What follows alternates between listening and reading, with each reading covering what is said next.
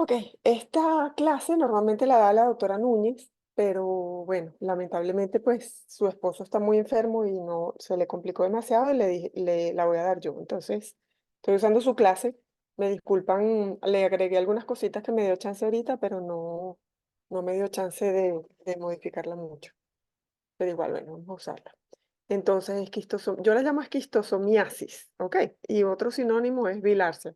El término osis fue un término que se trató de introducir, pero que no, da igual, este es válido. Se puede decir esquistosomosis, se puede decir esquistosomiasis. Lo importante es que sea siempre, uno usar siempre el mismo.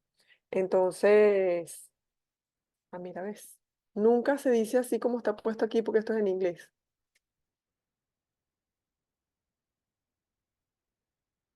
Esquistosomiasis. Aquí les voy a poner esquistosomiasis. No, eso significa que yo no acepto esto porque esto es en inglés. O bilarse. Ok, entonces esta enfermedad se llama esquistosomiasis o bilarse. Em,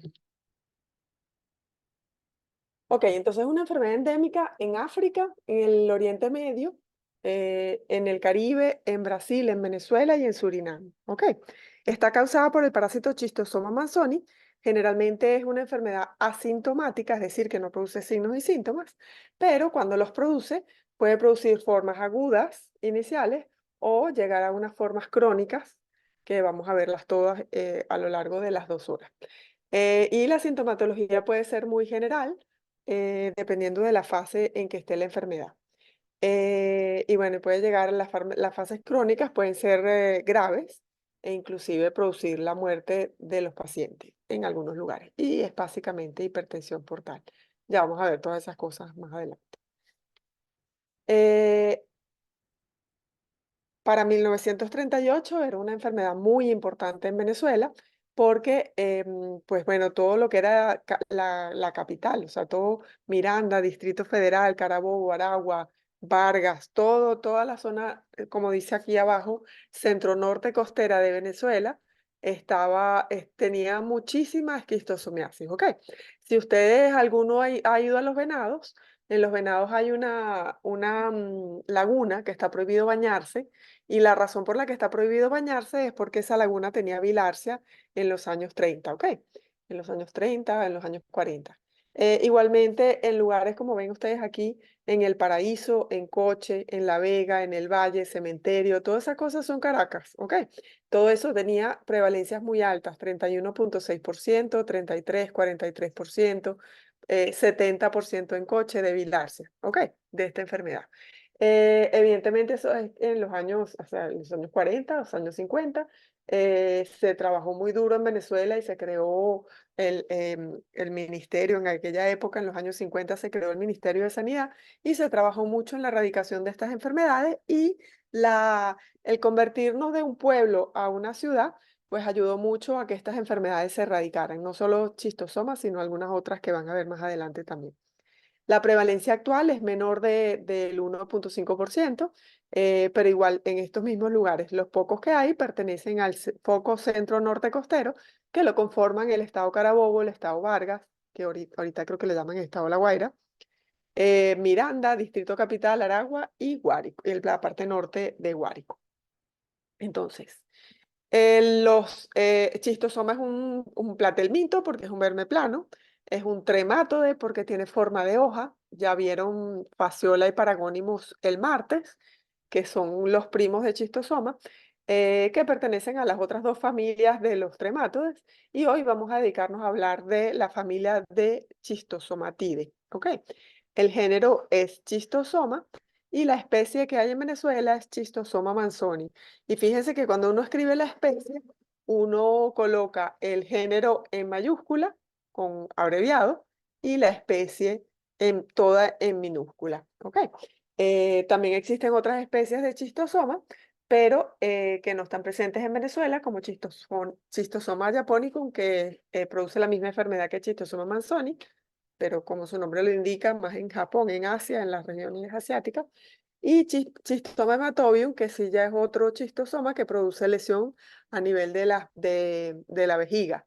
del sistema urinario, a diferencia de Schistosoma manzoni y Schistosoma japonicum, que son es una patología gastrointestinal.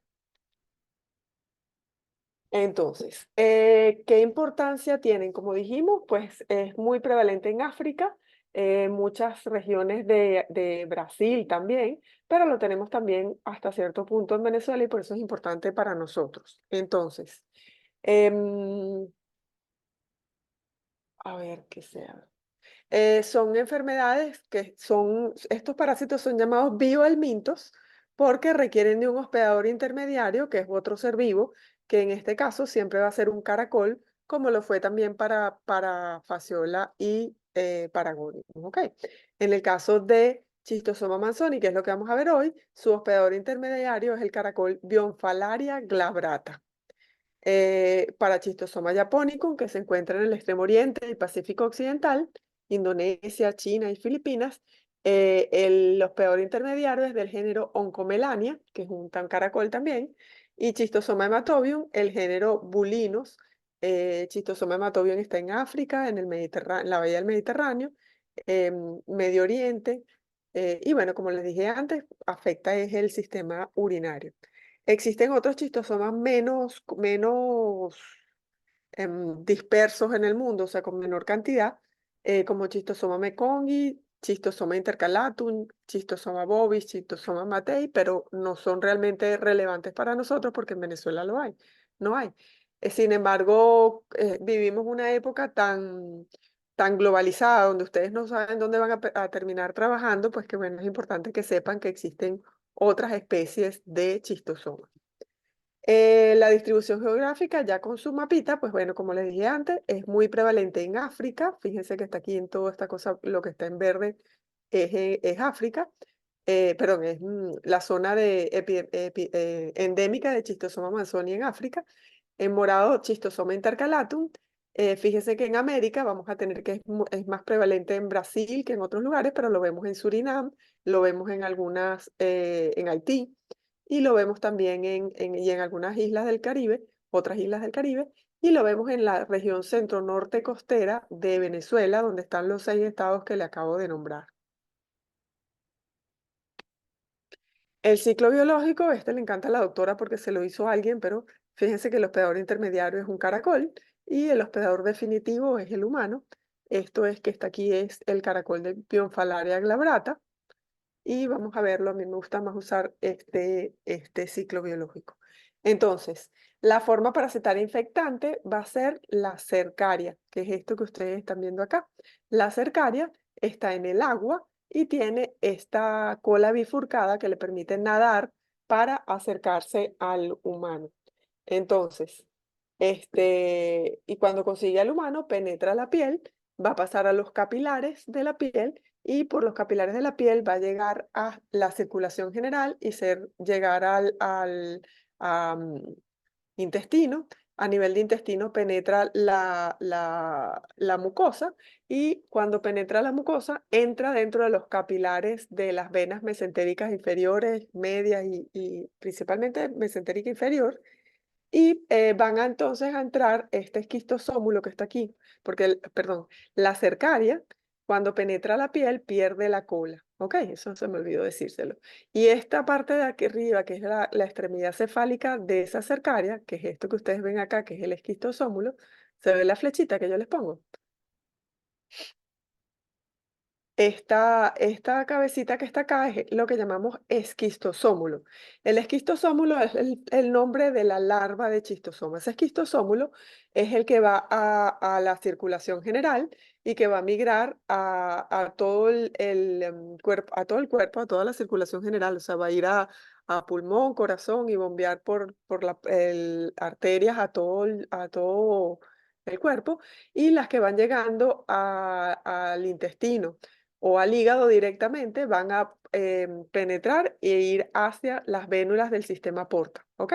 Y entonces este parásito es un parásito cuyo hábitat va a ser las vénulas mesentéricas del sistema, o sea, las venas mesentéricas que son parte del sistema porta. Ellos pueden, normalmente, ¿se acuerdan que la circulación del sistema porta va a ser de los intestinos hacia el hígado, ¿ok? Entonces, ellos, arrastrados por la corriente, van a estar muchas veces en las vénulas del sistema porta dentro del hígado. Pero cuando el macho y la hembra se consiguen, el macho va en su interior, va a haber el macho tiene forma de hoja, ¿ok? Y esa hoja abraza a la hembra, que a diferencia de Paragónimos y Fasciola, en donde son hermafroditas, en este caso hay un macho y hay una hembra. Es la única diferencia que hay entre este tremátode y el resto de los otros dos tremátodes, que tiene Schistosoma amazoni es dioico, tiene dos sexos, macho y hembra.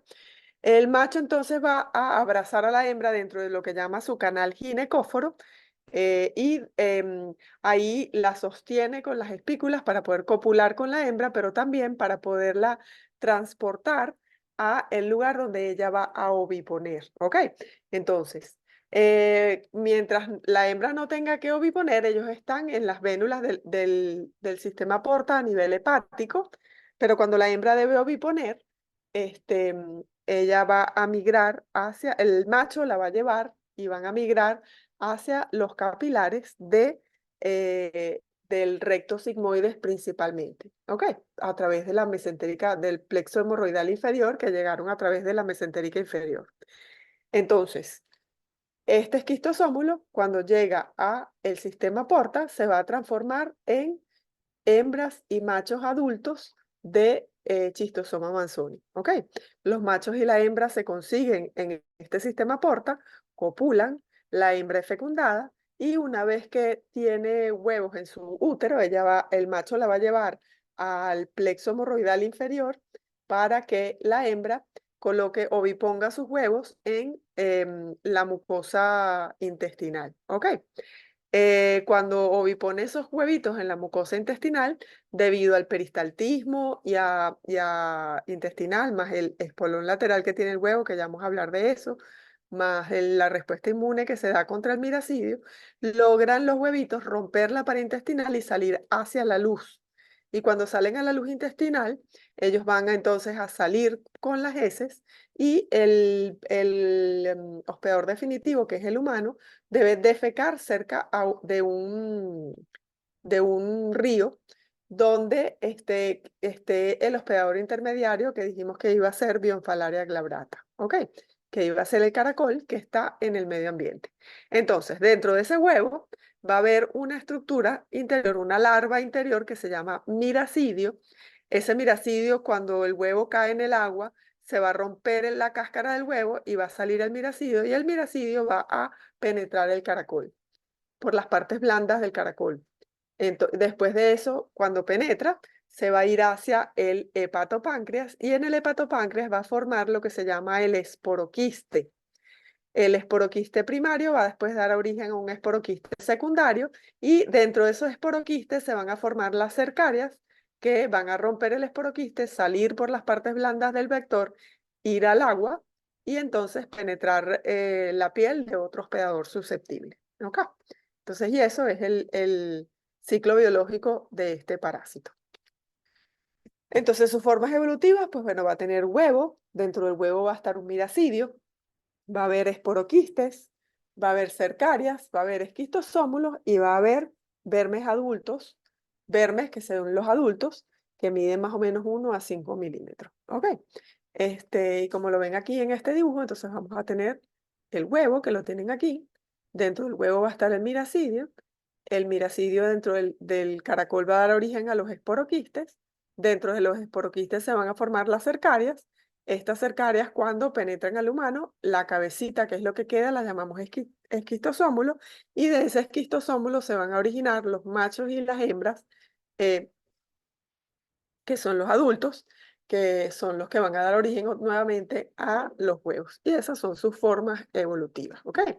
Entonces, el huevo requiere más o menos 7 días en el agua para madurar, en el medio ambiente para madurar en el agua, y que el esporoquiste, o sea, que eclosione y salga el miracidio, que ya existía dentro del huevo. Los esporoquistes tardan más o menos 8 días.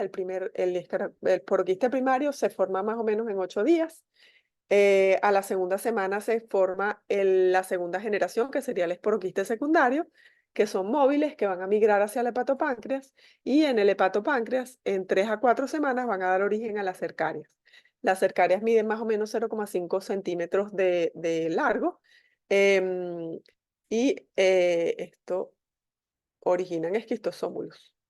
El esquistosómulo mide más o menos 100 micras, es microscópico y es lo que va a madurar en las pénulas del sistema porta y va a dar origen a los adultos que miden más o menos 1 centímetro, perdón, 1 milímetro a 5 milímetros, es decir, medio centímetro de longitud, ¿ok? O sea que esto que estamos viendo acá, que se ve grandotote, en la realidad lo que mide es 1 milímetro o 5 milímetros de largo, ¿ok? Fíjense que la hembra es cilíndrica, como la ven acá, y el macho tiene forma de hoja. Es decir, él es aplanado, lo que pasa es que es como un abrigo. Él está como que si estuviera abrazando a la hembra, pero realmente tiene forma de hoja. La hembra ovipone aproximadamente entre 300 huevos por día. Esos huevos duran 7 días después de haber sido ovipuestos tardan 7 días en madurar, que eso significa que tardan 7 días en formar esta estructura interna que se llama miracidio, ¿ok?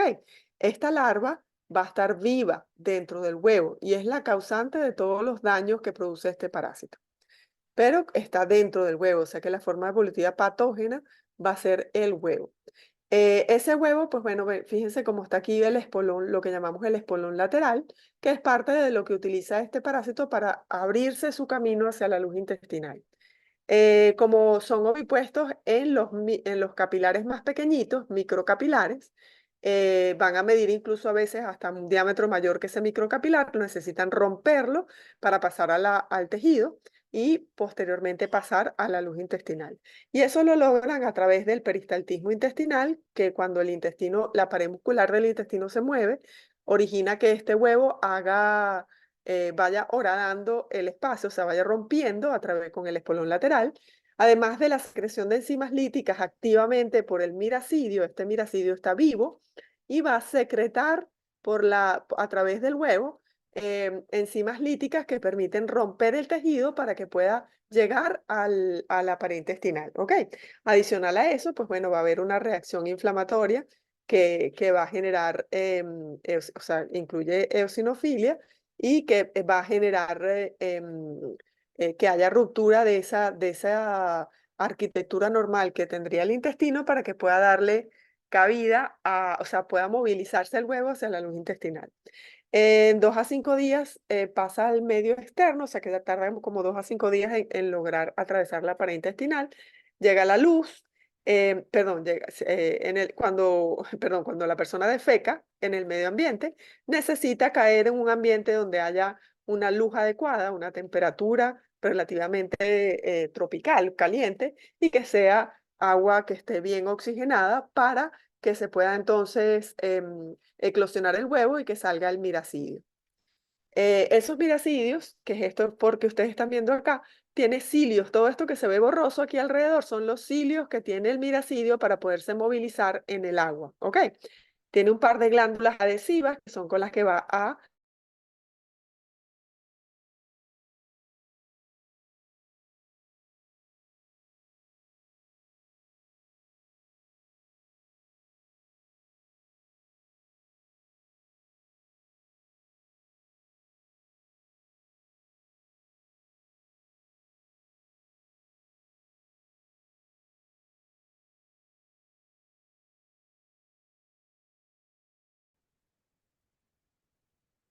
Ok.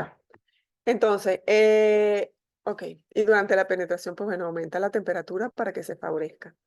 El esporoquiste dijimos que estaba dentro de las partes blandas del caracol. Va a haber un esporoquiste primario o esporoquiste madre, que es como una especie de saco con células germinativas.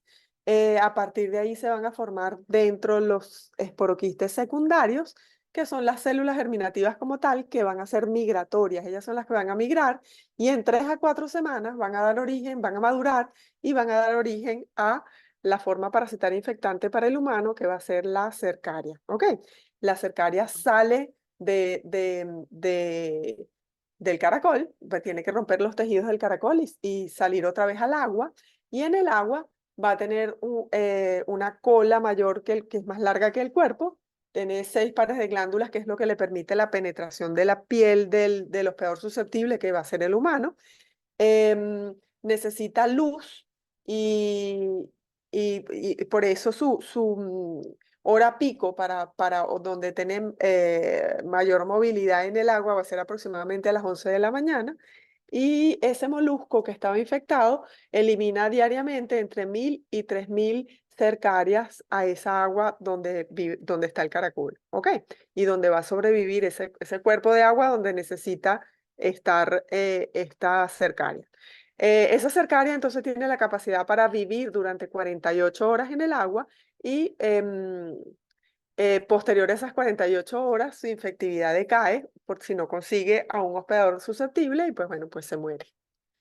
Entonces, lo ideal, para este parásito lo ideal es que, bueno, que consiga al hospedador susceptible, que sería el humano, y va a penetrar entonces por la piel de las personas que pueden ser eh, em, mujeres cuando están lavando en un río, o puede ser por cualquier persona que se esté bañando en un río. Necesita cierto tiempo la persona en el agua para que le dé tiempo a la cercaria de con las glándulas que tenemos aquí de penetración, le dé chance de secretar las sustancias líticas para poder penetrar. Una vez que penetra, se transforma en esquistosómulo. Ese esquistosómulo dura más o menos 2 a 3 días en la piel hasta que finalmente logra ingresar en los capilares de la piel para ir a la circulación y tarda más o menos 8 días en lograr llegar desde la circulación general y circular por todo el cuerpo humano hasta que finalmente se van quedando en el sistema porta, donde van a poder continuar con su ciclo evolutivo. Entonces, esta migración vascular es pasiva, acuérdense que ya no tiene cola, sino que más bien es arrastrado por la circulación. Es muy, muy, muy microscópico y por ende no, bueno, algunos sí van a ser evidentemente eliminados si los agarra el sistema inmune en el tejido o si los agarra el complemento, etcétera, etcétera, la respuesta inmune normal contra cualquier parásito, pero una gran cantidad pues va a lograr llegar hasta las vénulas del sistema porta y cuando llegan a ese lugar en donde tiene unas características específicas que el parásito reconoce, él lo reconoce como su hábitat y se queda allí y allí madura a vermes adultos machos y hembras. Esto es lo que es vermes adultos machos y hembras. Vamos a tener al macho y vamos a tener a la hembra. La hembra va a tener todo su aparato genital completo. Estos son parásitos que igual que lo que vieron en los tremátodes siempre tienen dos ventosas, una ventosa superior, una anterior y una superior, que con lo que se adhieren al tejido, tanto el macho como la hembra. La hembra va a ser circular y en su interior, fíjense que vamos a ver que tiene el ovario. Esto sería la vulva, el ovario y perdón, el útero y los ovarios, ¿ok? O al contrario, aquí arriba, esta acá es los ovarios y aquí está el útero, ¿ok? Y o sea que va a ser fecundado por esta vía, pero después entonces los huevitos van a salir por esto que va a formar el útero como tal. Este es el macho que va a tener, por supuesto, sus vesículas seminales, todo el aparato genital masculino completo. Entonces, el macho mide más o menos entre 1 a 0,11 centímetros. Es foliáceo, como dijimos antes, tiene forma de hoja, ¿ok? Lo que pasa es que es una hoja que está enrollada hacia adentro, sus partes laterales, formando lo que se llama el canal ginecóforo donde va la hembra. Tiene más o menos 6 a 8 testículos. La hembra mide más o menos 1,2 a 0, por 0,016 de diámetro. Yo creo que sí, es centímetros lo que está malo, son los milímetros que están puestos allá. Es cilíndrica como los nemátodes, pero es un tremátode. Tiene aparato digestivo incompleto y un sistema excretor. Ambos, tanto el macho como la hembra. Entonces, el macho tiene forma de hoja, aunque aquí diga cilíndrica es solo la hembra. Tiene un canal ginecóforo con orificios. El orificio es estos orificios que ustedes ven acá, porque ellos se pliegan, él se pliega envolviendo dentro del macho a la hembra. Tiene 7 capas de membranas y la última es el glicocálix. Eh, en la parte, tiene unas espinas alrededor de las ventosas, que es lo que le permite sostener a la hembra. Y bueno, y la hembra es totalmente cilíndrica y lisa. Esto es lo que llamamos, o sea, fíjense que aquí estamos como estirando al parásito para que tenga la forma de hoja, y esto es que está aquí en el medio, es lo que llamamos el canal ginecóforo, donde va a estar la hembra. Ajá, entonces, el parásito tiene dos tipos de reproducción, ¿ok? Vamos a tener la reproducción en el hospedador intermediario, que es por poliembrionía, que es la forma como se forman las cercarias, y vamos a tener la reproducción sexual por sexos separados, porque vamos a tener un macho y una hembra de chistosoma, ¿ok? Y ahora vamos a hablar de la patogenia de esta enfermedad.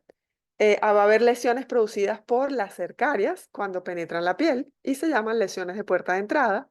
Vamos a tener lesiones producidas por los huevos en los diferentes lugares donde se ubica, o sea que vamos a tener lesiones primero en rectos sigmoides, después podríamos llegar a tener síntomas o patogenia a nivel hepático y las consecuencias que hay, que después lo vamos a ver más adelante, pero todas son producidas por el huevo y la respuesta inmune que se genera contra el huevo. Y bueno, pues evidentemente que cuando los adultos se mueren, apoyan un poco, causan un poco de las mismas lesiones que producen los huevos, pero la forma evolutiva patógena real son los huevos. Y bueno, pues mucho va a depender también del estado inmunológico del paciente. No es lo mismo que le dé esquistosomiasis o cualquier otra enfermedad a un paciente desnutrido a que le dé a un paciente en adecuadas condiciones nutricionales o que la carga parasitaria sea baja, etcétera, etcétera. Entonces, la inmunidad. Evidentemente que va a haber una primera reacción inmunitaria en específica que ocurre a nivel de la piel, porque la piel es una barrera anatómica normalmente, pero este parásito produce penetración porque tiene enzimas líticas que permiten penetrar la piel. O sea que la primera patogenia que va a ocurrir va a ser inflamación en el lugar de penetración, ¿ok? Eso va a formar unos abones que ya los vamos a ver, pero que se deben a eso, a inflamación. Posteriormente, el parásito va a migrar por la circulación, va a haber respuesta al complemento que va a tratar de impedir la migración de ese esquistosómulo, activación del complemento. Va a haber también cuando llega a los tejidos, particularmente cuando ya, mientras está en la circulación, tiene bastante, el parásito evade la respuesta inmunológica a través de la modificación de su tegumento para que la porción del C3 del complemento no se adhiera a su capa externa. ¿Quién usa ese C3? Ese C3 lo utiliza el complemento para formar los poros para poder actuar y tener su actividad ¿cómo se llama? Para poder destruir al organismo al que quieres destruir. En este caso, el parásito no permite que esa molécula de C3 se adhiera a su tegumento y de esa manera evade la respuesta inmune. ¿Ok? eh, para que haya la respuesta de activación de la respuesta inmune como tal, con activación de eosinófilos, inmunoglobulina E, mastocitos, etcétera, etcétera, tiene que haber habido presencia del parásito en tejido y eso ocurre ya cuando la hembra y el macho son adultos, copulan y empiezan a colocar sus huevos en la mucosa intestinal. Eso genera entonces una respuesta de tipo adquirida. Originalmente va a ser una respuesta humoral que me va a producir toda la clínica de la fase aguda y posteriormente va a haber una respuesta granulomatosa para poder eliminar los huevos y esa respuesta granulomatosa que ocurre en la fase crónica es la causante de todo lo que vamos a hablar de la clínica o sea, es la patogenia y es lo que causa la clínica de la fase crónica. Entonces,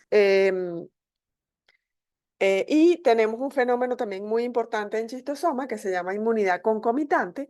La inmunidad concomitante consiste en que las personas cuando se infectan por primera vez este parásito, se genera una respuesta humoral de anticuerpos con memoria.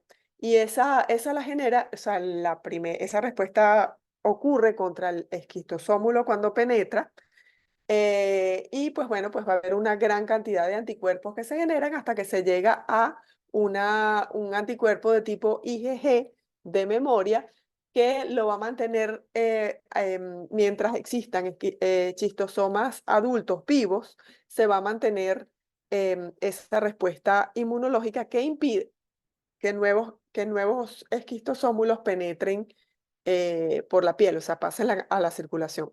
¿Qué quiere decir eso? Que yo voy a tener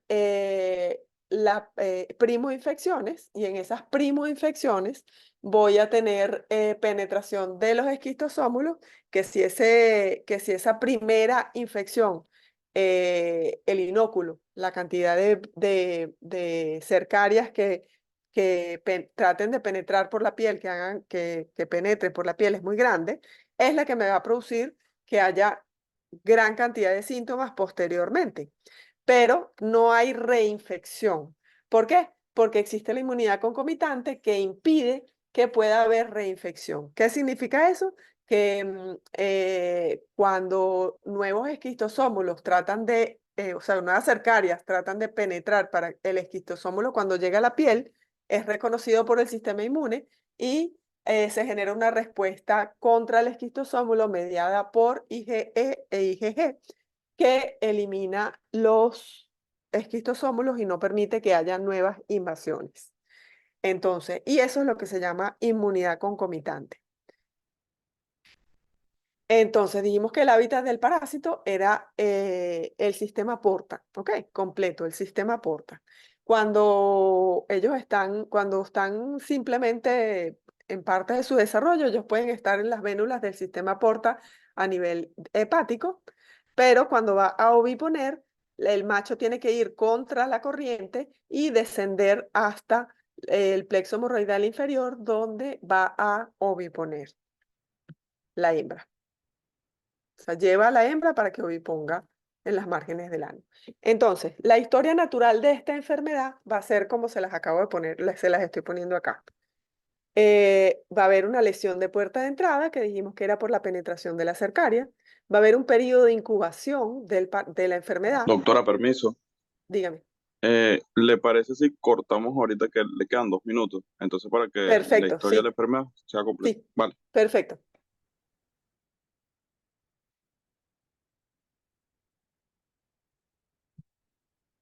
Se va a caer la llamada, ¿verdad? Voy a aprovechar para hacer algo.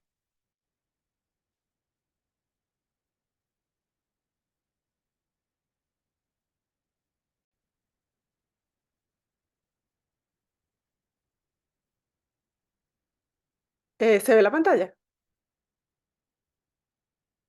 Sí se ve. Ok. Ok, entonces, como les venía diciendo, hay una historia natural de la enfermedad y a partir de ahora,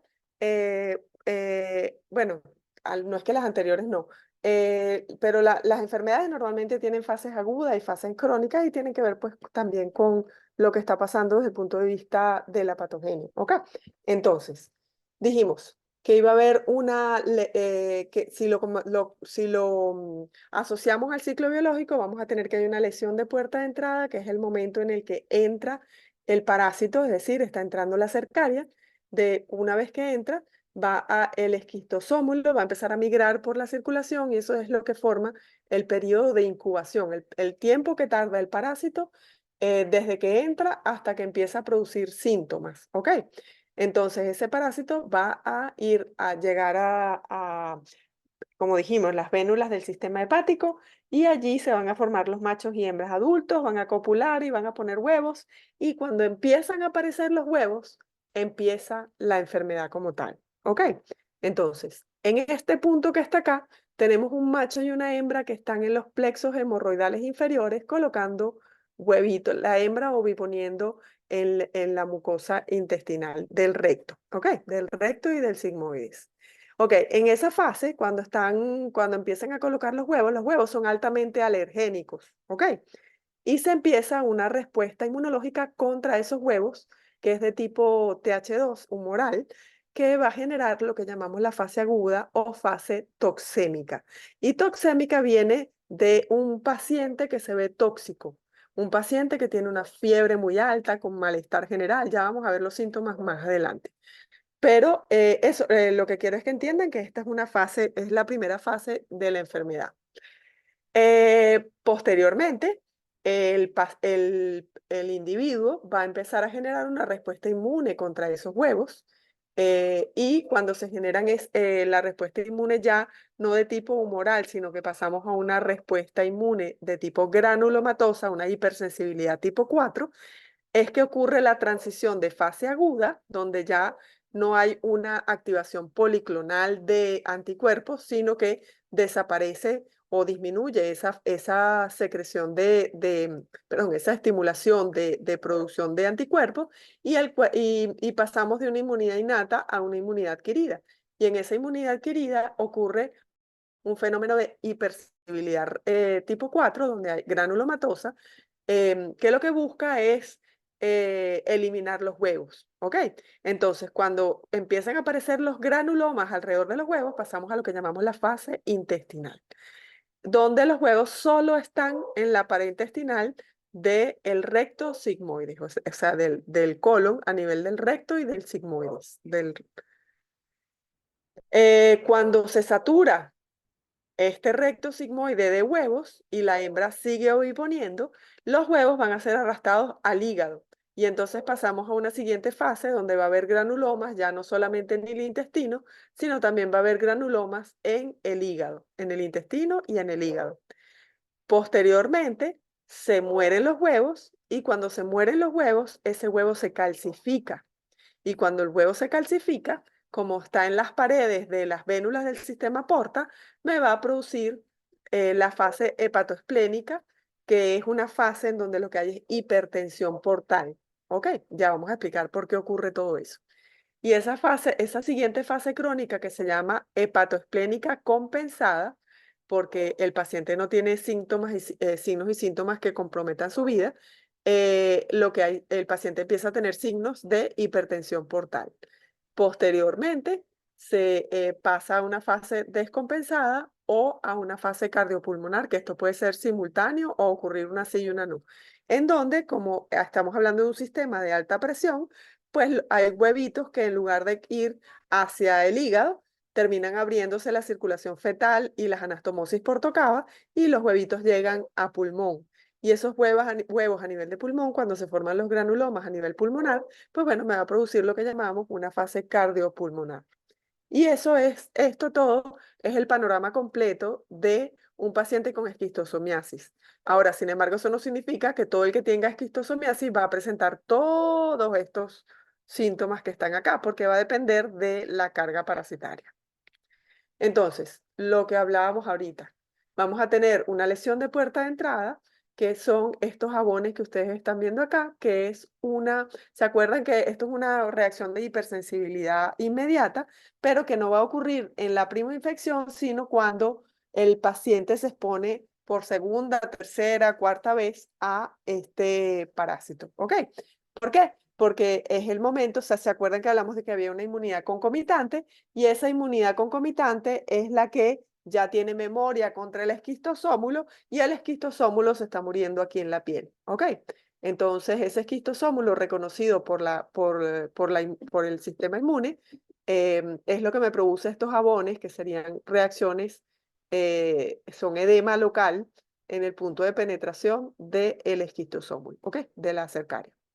Entonces tenemos una fase aguda que dijimos que la forma parasitaria patógena eran los huevos, porque tenemos machos y hembras en los capilares.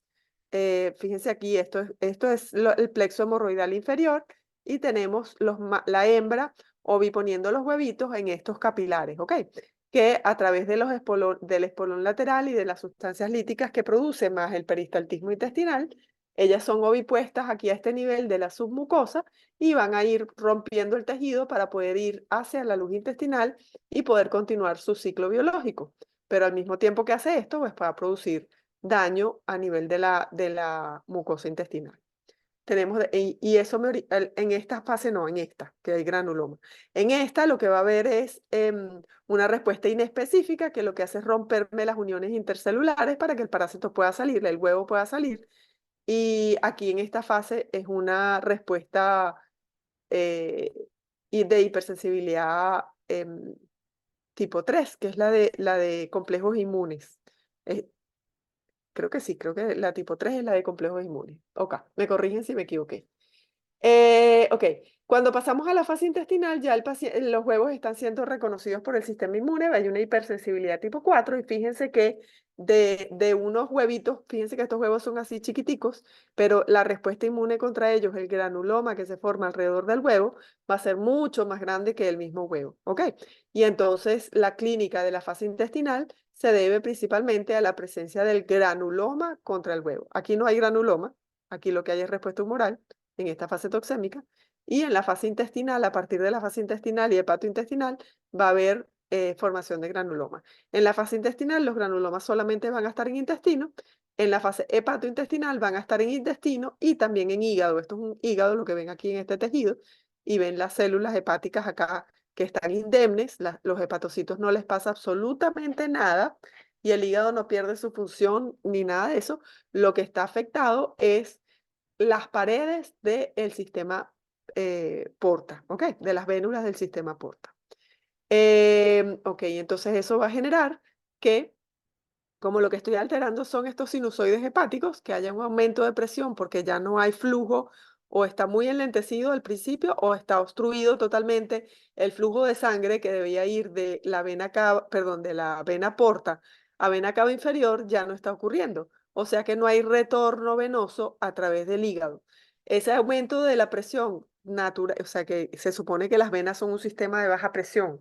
Si yo aumento la presión en el sistema venoso normal, lo que va a ocurrir es que se me van a abrir anastomosis que existían durante el periodo fetal, y pues bueno, estas anastomosis por tocaba van a hacer que en vez de filtrarse los huevitos en el hígado, los huevitos puedan pasar, que se siguen formando a nivel del intestino, de la mucosa del intestino, porque las hembras siguen oviponiendo, y que entonces los huevitos por arrastre sean llevados a vena cava inferior y de vena cava inferior a corazón derecho, de corazón derecho a pulmón. ¿Ok? En pulmón quedan atrapados y forman la fase cardiopulmonar. ¿Ok? Y ya vamos a hablar de todas estas cosas. Yo sé que suena como complicado hasta ahorita, pero es porque quiero que tengan la imagen de todas estas cosas. Entonces tenemos una primera lesión, que es una lesión de puerta de entrada, que es por una respuesta inflamatoria de hipersensibilidad retardada contra las cercarias que están penetrando por la piel cuando el paciente entra en un cuerpo acuático, o sea, en contacto con agua contaminada con cercarias. ¿Ok? Posteriormente que se forman el macho y la hembra, copulan, y cuando la hembra va a oviponer, el macho la lleva a los capilares del plexo hemorroidal inferior por las mesentéricas. Esta es la vena mesentérica y esto vendrían a ser los plexos hemorroidales, que se van poniendo cada vez más chiquiticos y chiquiticos y chiquiticos. Esto que ustedes ven aquí, el circulito, es este circulito que ustedes están viendo acá, ¿ok? Ampliado. Y ven a el macho y la hembra en el capilar, y la hembra está oviponiendo en la mucosa intestinal como tal, ¿ok? Y bueno, así es como se vería si hacemos una endoscopia, eh, una colonoscopia, como se vería el intestino grueso con las lesiones por chistosoma, ¿ok? Ok, entonces vamos a tener que el huevo es la forma evolutiva patógena en esquistosomiasis, que tiene un espolón lateral que le ayuda a romper la pared intestinal para poder salir hacia la luz intestinal. Y que además, dentro del huevo, está esta larva que está aquí adentro, que es el miracidio vivo, ¿ok? Ese miracidio que ya está vivo, secreta en un principio sustancias que le permiten evadir la respuesta inmune. Dentro de las sustancias que él secreta, son sustancias alergénicas que las va a secretar y no se van a quedar pegadas de la cáscara, sino que van a ir a la circulación, ¿ok? De esa manera se secreta antígenos fugaces, y esos antígenos fugaces que van a estimular el sistema inmune y va a hacer que se genere mucha inflamación alrededor del huevo, pero que no esté dirigida contra el huevo, sino contra los antígenos que secretó el huevo, y eso le permite al huevo poder romper las uniones intercelulares del espacio de la mucosa y de la submucosa para poder salir hacia la luz intestinal. ¿Ok? Después tenemos que en el intestino se forman en la siguiente fase, en la fase crónica, ya vemos lo que es un granuloma. alrededor del huevo en la mucosa intestinal o granulomas alrededor del huevo en el tejido hepático. Y esto que ustedes ven acá es el macho de chistosoma. Esta sería la mucosa intestinal. Como no vemos granulomas realmente, sabemos que es una fase temprana, ¿ok? Si se hiciese una biopsia rectal, podríamos conseguir una biopsia rectal, conseguiríamos la presencia de estos huevos en la fase temprana para poder hacer diagnóstico, aunque no es lo más típico porque es un poco invasivo, ¿ok? Y bueno, pues en la medida en que pasa de fase aguda a fase crónica, se empieza a formar lo que es el granuloma. Entonces, esto es todo condensado. El granuloma vendría a ser ya una manifestación de fase crónica y es contra el huevo que está en el medio, ¿ok? Entonces esto sería un tejido sano, la tríada portal que tiene una arteria, un canalículo biliar y una vena que vendrían a ser los sinusoides hepáticos. Y lo que vamos a ver es que lo que está alterado va a ser las paredes de esta vena, ¿ok? Y alrededor de estas paredes de esta vena, de este sinusoide, se va a formar, va a haber hipercelularidad y se va a formar el granuloma alrededor de los huevos que van a encallar en estos sinusoides hepáticos, ¿ok? Y esta fibrosis que está acá, que se forma, es consecuencia de, en la fase tardía, todo granuloma, cuando una vez que ya se elimina el huevo, se muere el miracidio y deja de ser alergénico, toda respuesta inmune cuando se empieza a apagar, pues se va a calcificar el huevo y va a transformarse todo ese tejido inflamatorio que había ahí en tejido fibrótico por remodelación. ¿Ok? Y entienden entonces que es alrededor de la vena y que por eso lo que tenemos son la vena rígida. ¿Ok? Una vena que debería ser muy, muy elástica porque las venas tienen esa característica que es lo que le permite hacer un sistema de baja presión, se va a convertir en una pared rígida que aumenta la presión del sistema. Ok, y ahora continuamos con la clase. Discúlpame, esto si lo necesitamos lo retomamos después, pero esto que están viendo aquí son varices esofágicas. Estas cosas no deberían estar aquí porque vamos con la de la doctora. Entonces tenemos la dermatitis cercariana, que es la lesión de puerta de entrada, que dijimos que era por la penetración de la larva. Vamos entonces a tener que es una lesión cutánea con formación de hipersensibilidad retardada, y esa hipersensibilidad retardada pues tiene granulomas contra los esquistosómulos que están entrando, ¿ok? Con gigantocitos, fibroblastos, etcétera, etcétera. Va a haber, posterior a eso, va a haber una lesión, entre la lesión cutánea y la formación de granuloma en intestino y en hígado, lo que vamos a tener es una respuesta humoral, que es la fase aguda, y posteriormente, cuando ya aparece el granuloma, que sería una hipersensibilidad tipo 4, ese granuloma ya es fase crónica, ¿ok? Y en fase crónica intestinal y hepatointestinal, lo único que vamos a tener es el granuloma y síntomas asociados a lesión ocupante de espacio, que ya vamos a ver cuáles son los síntomas.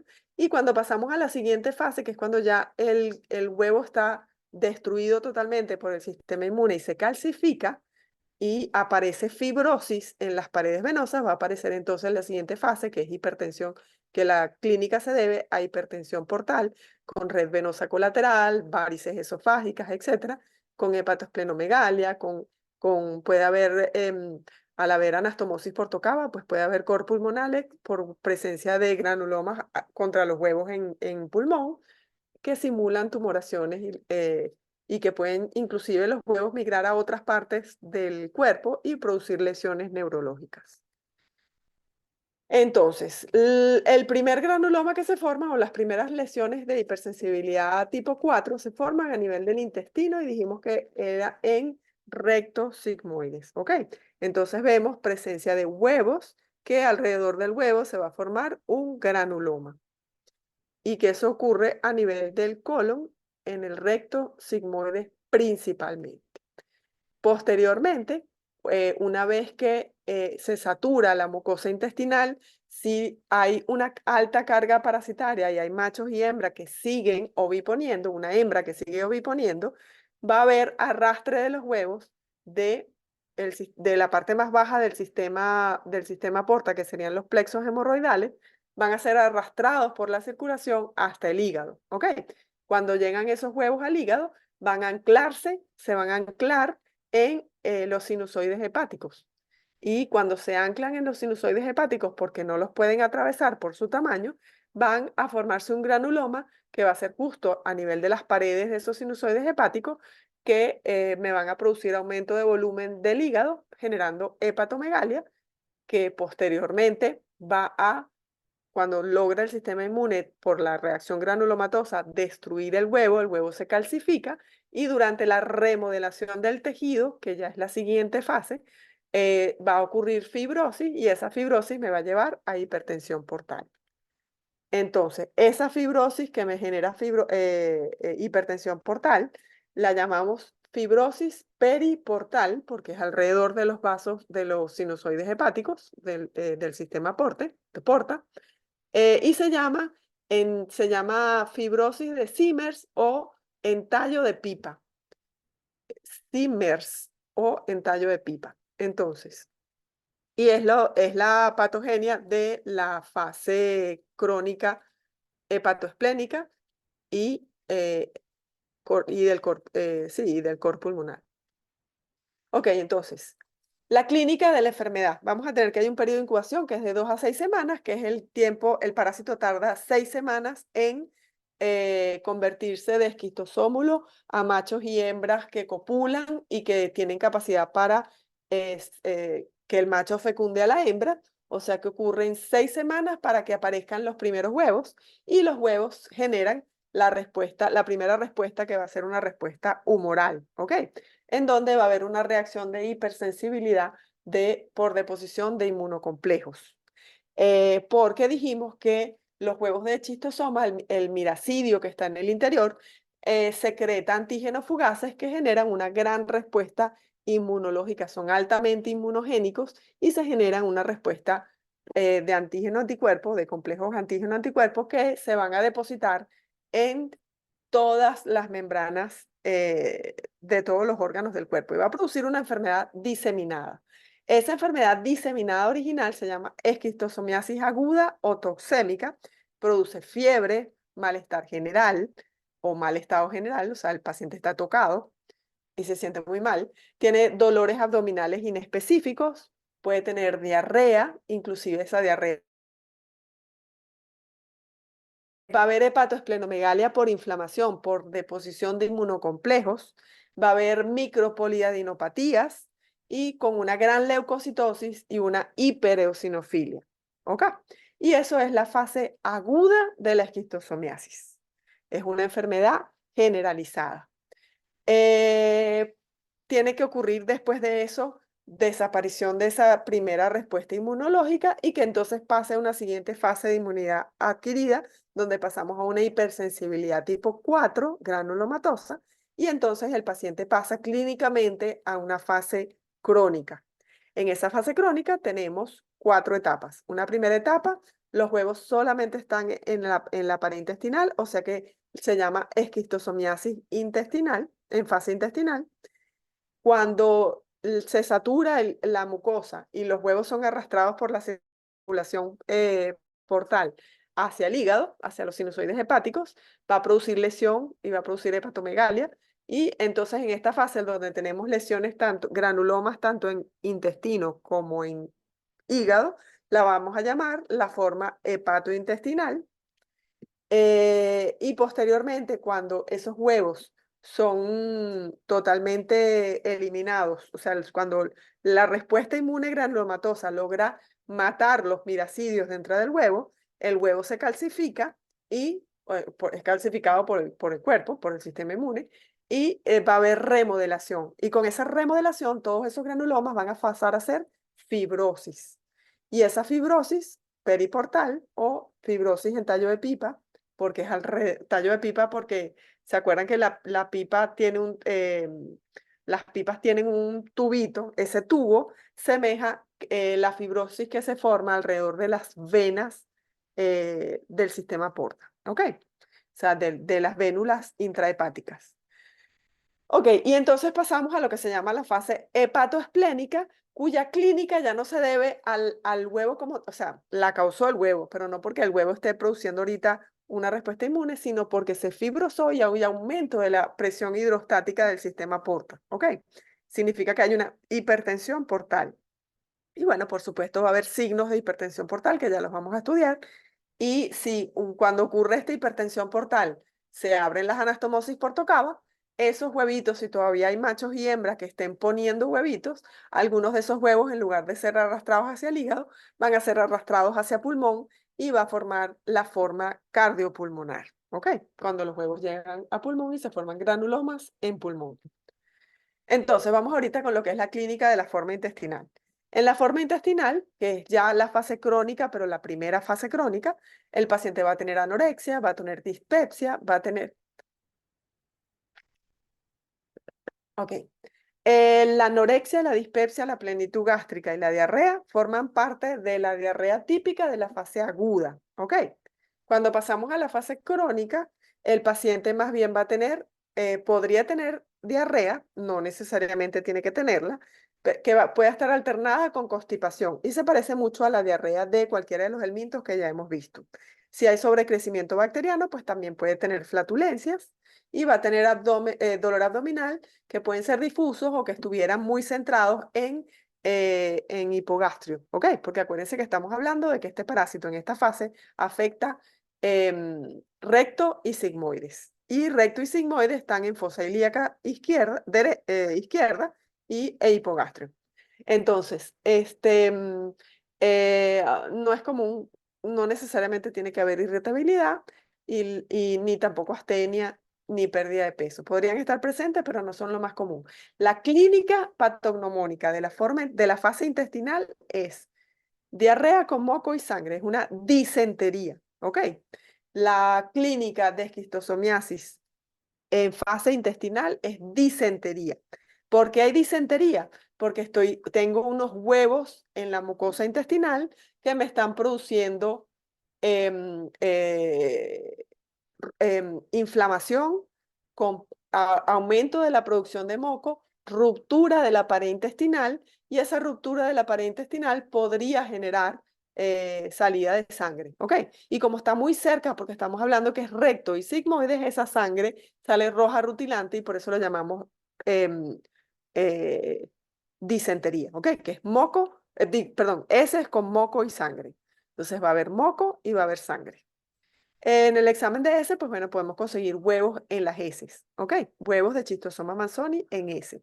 El método de Cato se inventó para diagnosticar esquistosomiasis manzónica, ¿ok? En esta fase no hay alteración de ningún otro órgano que no sea intestino, por ende todas las demás cosas van a estar normales.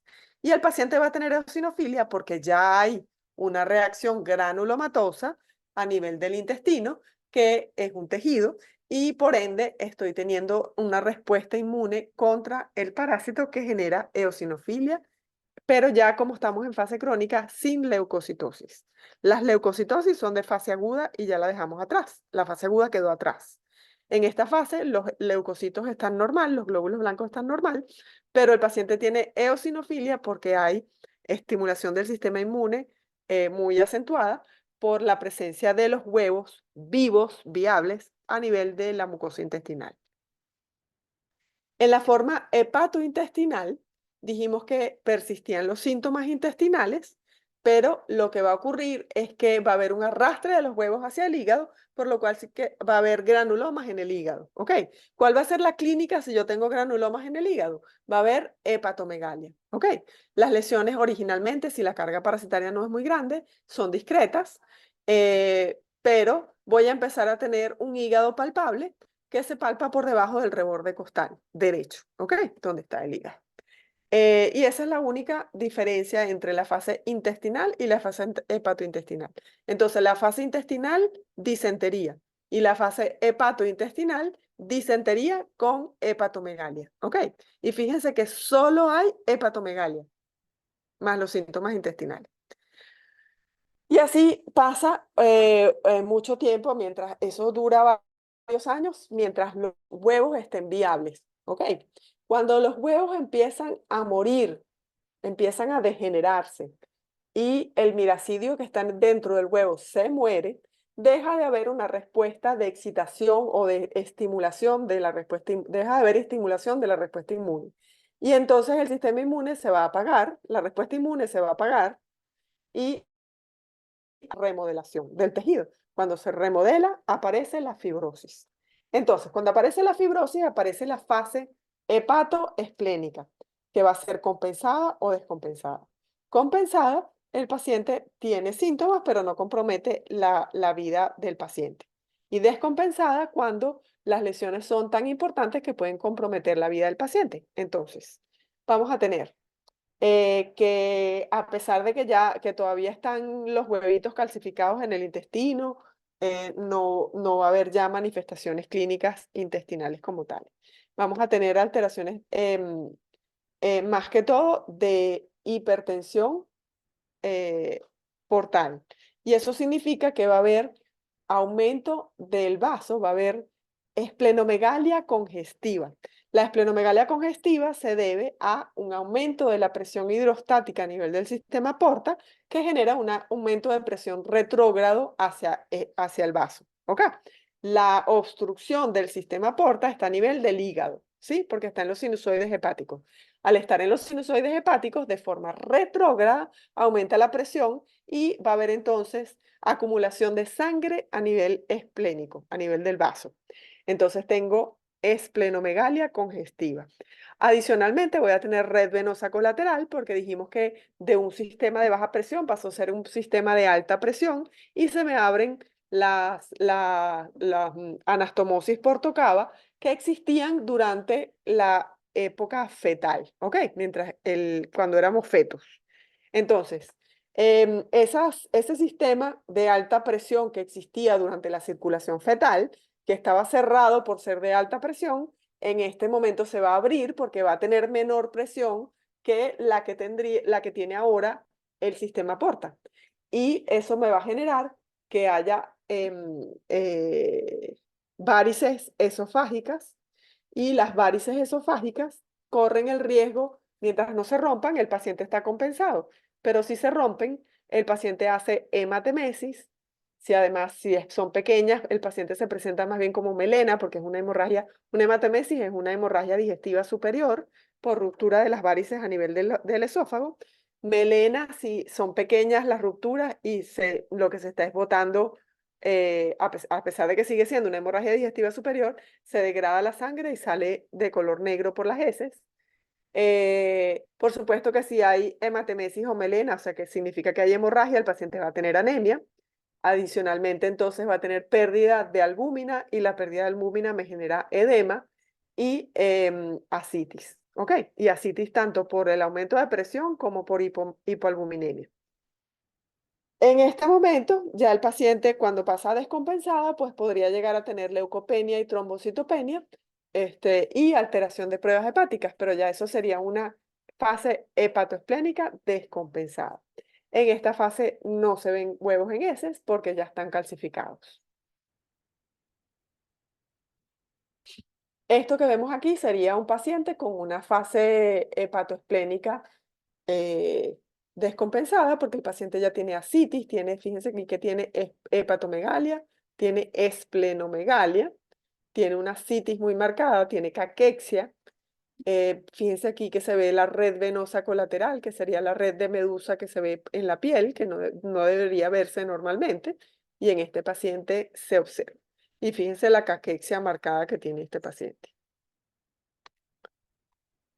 Y bueno, la última fase sería la fase cardiopulmonar, que se debe, como dijimos antes, a que haya arrastre de huevos ya no al hígado, sino directamente a pulmón por las anastomosis portocava, y que se van entonces por la circulación derecha, del corazón derecho a pulmón, y eso me va a producir los granulomas en pulmón, me van a producir, podría haber fiebre o febrícula, podría haber tos, signos de bronquitis, a veces bronconeumonías por sobreinfección, disnea, palpitaciones, podría haber tos hemoptoica, porque acuérdense que estamos hablando de que llega a los capilares y que el espolón lateral se enclavan en las capilares y pues bueno, va a haber ruptura de esos capilares, podría haber cianosis, cor pulmonale, porque evidentemente si yo formo granulomas en el tejido, a la larga voy a producir también rigidez del sistema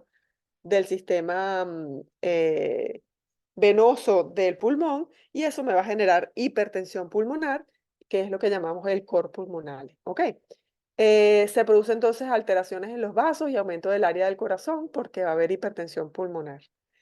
Eso me generaría hipertrofia del ventrículo derecho y en el electrocardiograma podría haber signos de hipertrofia del ventrículo derecho, que sería un QRS amplio sugestivo en las derivaciones donde veo corazón derecho. Eso se debe a los shunts arteriovenosos, shunts y anastomosis es lo mismo. Y bueno, el paciente va a tener síntomas clínicos como cansancio, disnea, podría presentar vértigo. Como tiene hipoxemia, va a tener dedos en palillo de y va a tener cianosis tal.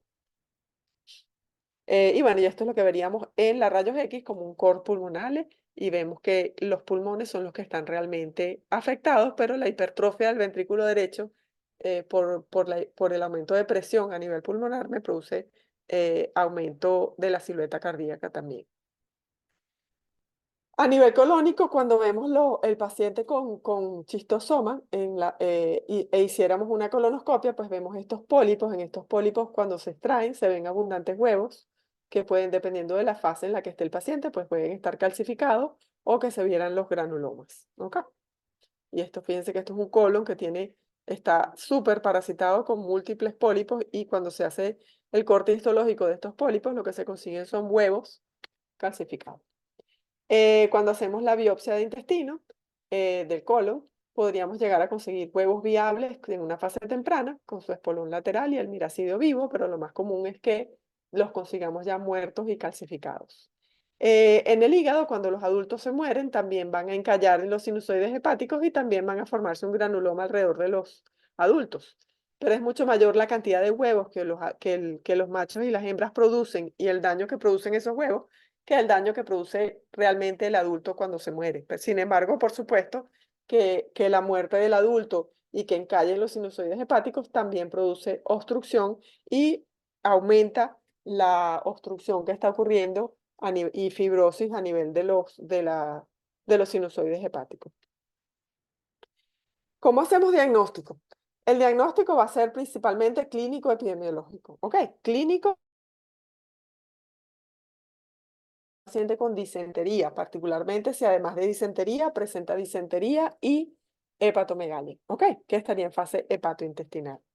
¿En quién más puedo sospecharlo? Bueno, pues que venga de un área endémica y consigo gente en diferentes estadios, como por ejemplo que los niños tienen disentería, los jóvenes tengan disentería y hepatomegalia y que consiga además personas jóvenes o mayores que tengan no solamente que tengan hepatoesplenomegalia y red venosa colateral y signos de hipertensión portal. Y cuando yo consigo en una misma comunidad todo este tipo de pacientes juntos, pues bueno, evidentemente uno tiende a pensar, hay algo que lo está causando todo y la causa es este parásito. Y así llegamos, eso es el diagnóstico clínico y epidemiológico. Sabemos que en Venezuela los caracoles se encuentran, Bionfalaria glabrata solamente está en la región centro-norte costera, y que entonces ahí está centrada la enfermedad. Y esa es la parte epidemiológica.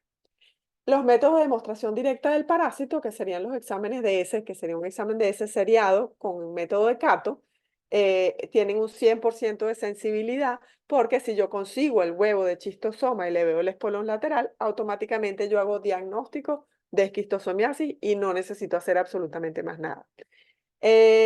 Hay otras opciones parasitológicas también porque estoy demostrando el parásito que vendría a ser tomar una biopsia rectal o una biopsia hepática, pero estos son métodos que se usan poco, ¿ok? Por ser invasivos. Después puedo utilizar métodos inmunológicos también.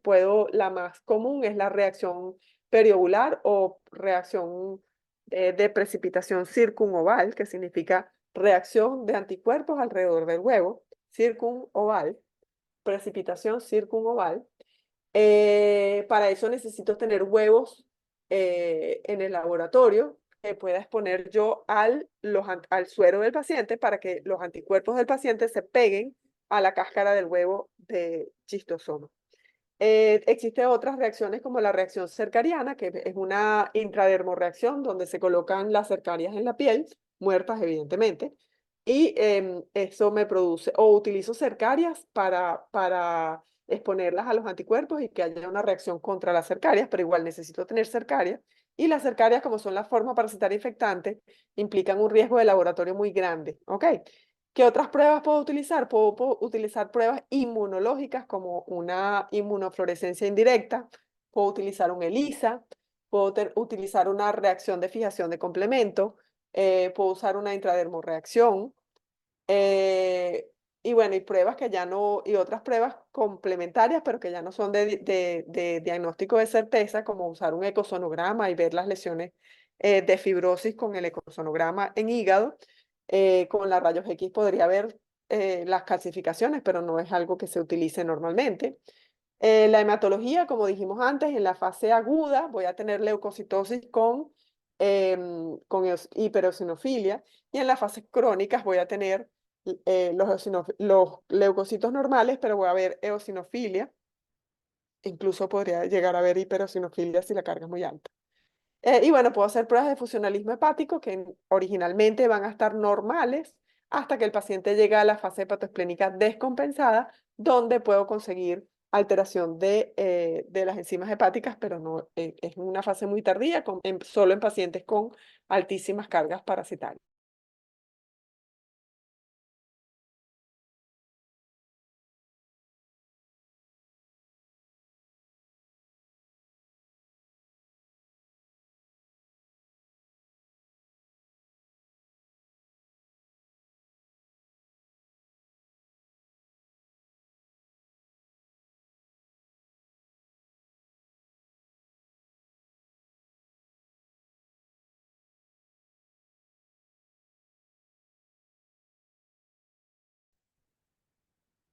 ¿Se ve la pantalla, muchachos?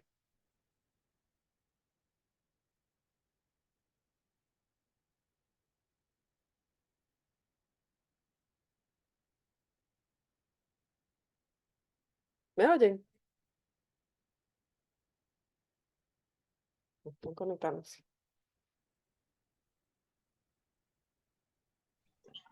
Doctora, sí se ve y sí se escucha. Ok, perfecto. Voy a continuar para adelantar. Igual ya estamos terminando. Vale.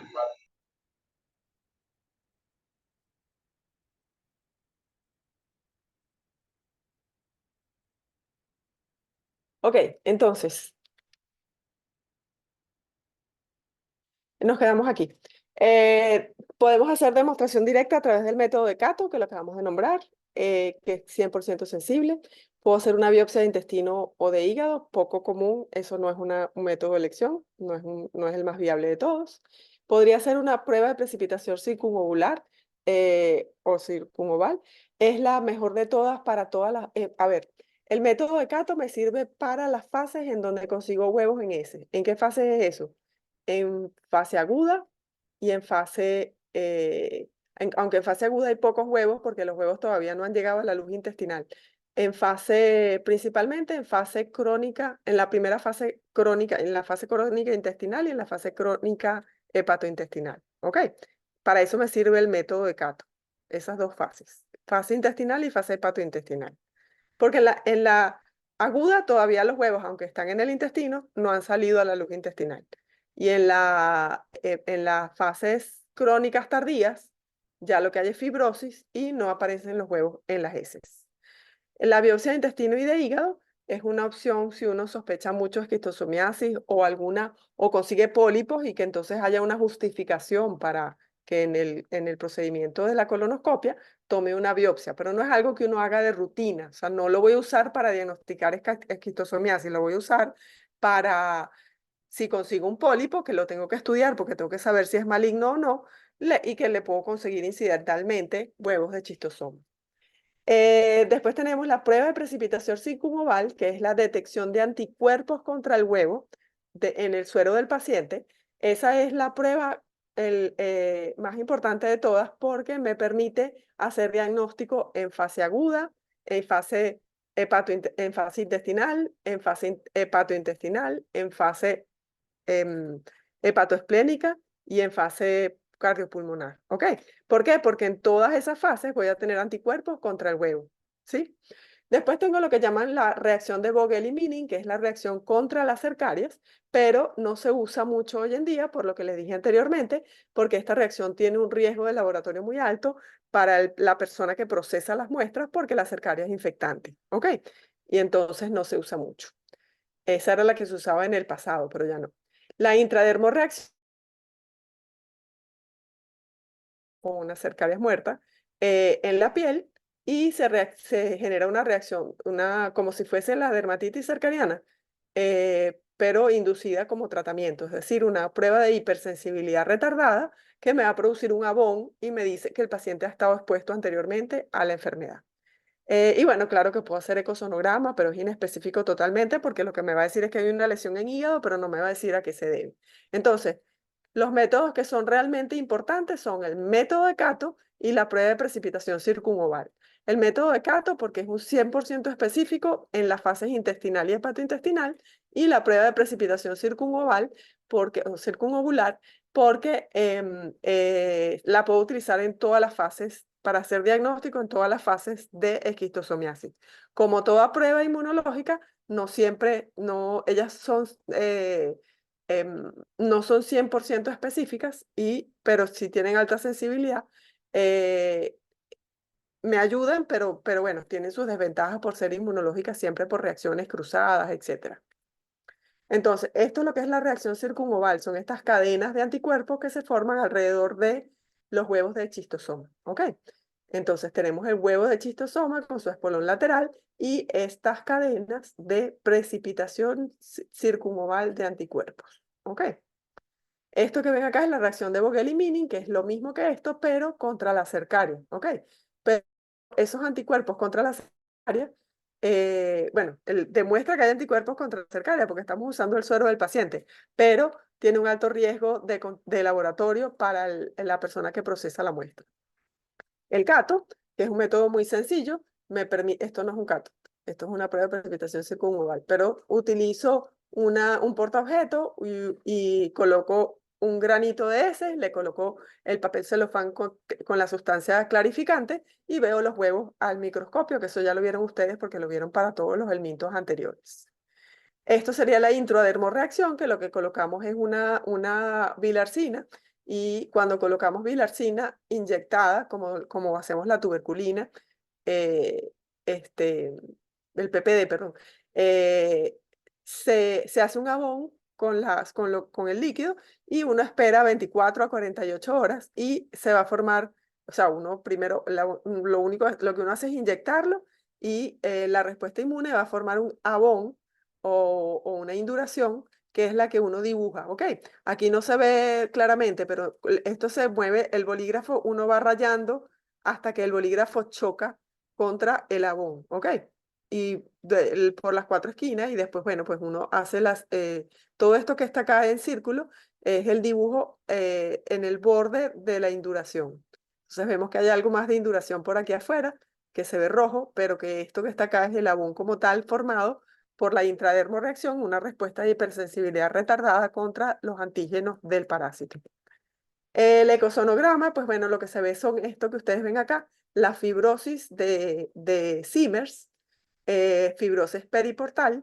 Déjenme ver si aquí alguien le colocó el nombre para que lo vean cómo se escribe, porque aquí no lo dice. Y tanto que se los pregunto yo y esta clase no lo dice. Siemers se escribe así tal cual, solo que con 2M, Siemers. RS al final. Y es esta fibrosis periportal o entallo de pipa, fíjense que es a lo largo de la vénula, ¿ok? Y por eso se llama así entallo de pipa. Y bueno, el tratamiento no tienen que aprendérselo, se da alguno de estos tratamientos. Es importante dentro del control que el paciente con esquistosomiasis masónica reciba tratamiento porque el reservorio de schistosoma es el humano, ¿ok? Entonces, cuando uno dice eliminar al reservorio, no vamos a matar al humano, lo que vamos a matar es el parásito en el reservorio. Y bueno, pues evidentemente se necesita una adecuada disposición de excretas, porque si el humano no defeca al aire libre, no se contamina el agua. Y si no se contamina el agua, los huevos no llegan al hospedador intermediario. En la antigüedad se utilizaban molusquicidas, hoy en día no tanto, porque los molusquicidas normalmente eran en base a petróleo y eso contaminaba las aguas. Y entonces hoy en día se sabe que eso no es lo ideal. Eh, pero bueno, se usó anteriormente, en los años 50. Em, Esto es parte de lo primero que tenían al principio de los estudios. En Venezuela había muchísimas, fíjense, estos son prevalencias altísimas, imagínense. 32% de casos de bilarcia en Caracas, distribuidos entre el paraíso. Miren, 70% de las personas que vivían en coche tenían bilarcia. Es altísimo. 90% de los que vivían en tejerías, 70% de los que vivían en Guarenas. ¿Ok? Eso es altísimo.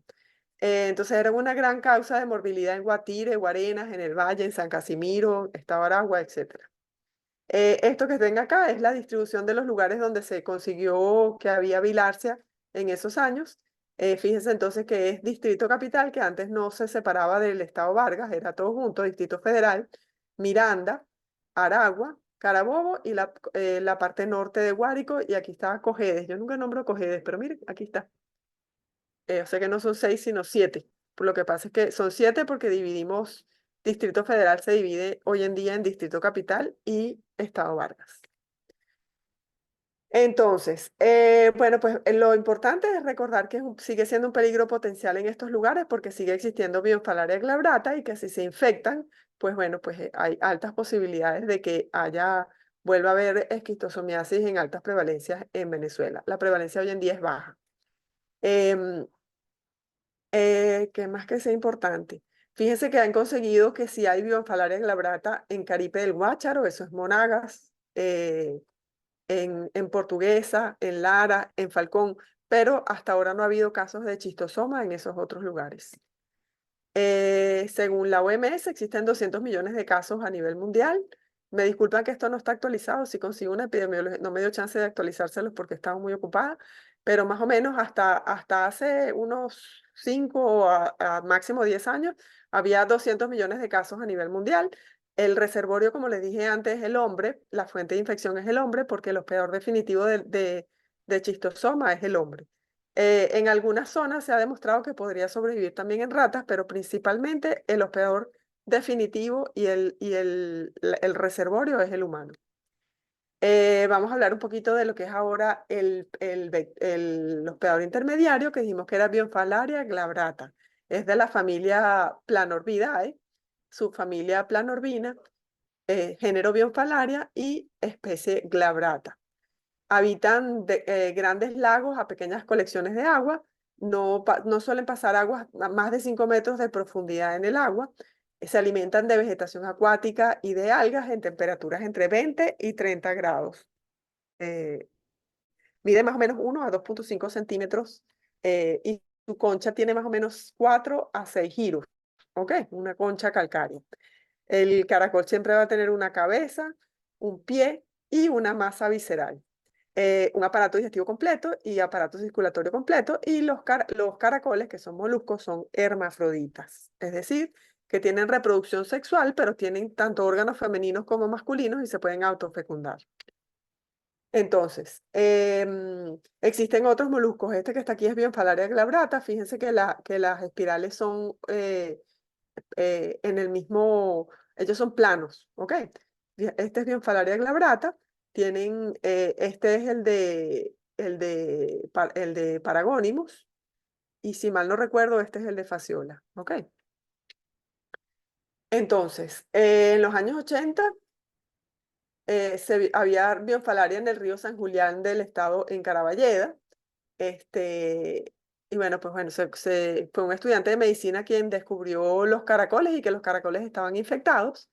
Y el diagnóstico se hizo en la universidad, en el Instituto de Medicina Tropical con el Ministerio de Sanidad, para tratar de diagnosticar los casos, darles tratamiento y identificar los ríos que tenían la infección para poder, o sea, que tenían la bionfalaria para poder eliminarla.